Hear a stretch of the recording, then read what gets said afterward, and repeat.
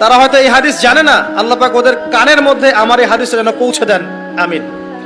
নবী সাল্লাল্লাহু আলাইহি ওয়াসাল্লাম বলেছেন, আমি মেরাজের রাতে যখন গিয়েছি তখন এক শ্রেণীর মানুষকে দেখেছি, ওদেরকে শাস্তি দেয়া হচ্ছে।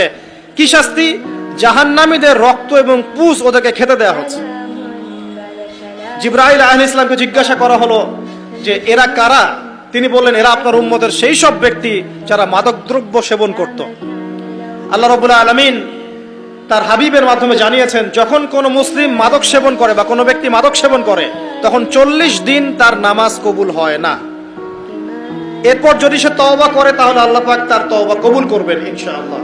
তারপর যদি আবার তওবা করে আবার আল্লাহ তাকে মাফ করে দিবেন।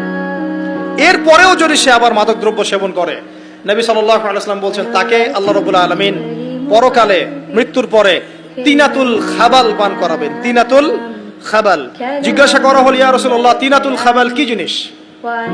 নবী সাল্লাল্লাহু আলাইহি ওয়াসাল্লাম উত্তর দিচ্ছেন, এটা হচ্ছে জাহান্নামীদের রক্ত, মাংস, এগুলো পুড়ে পচে যে রসটা বের হবে, এটা হচ্ছে তিনাতুল খাবাল।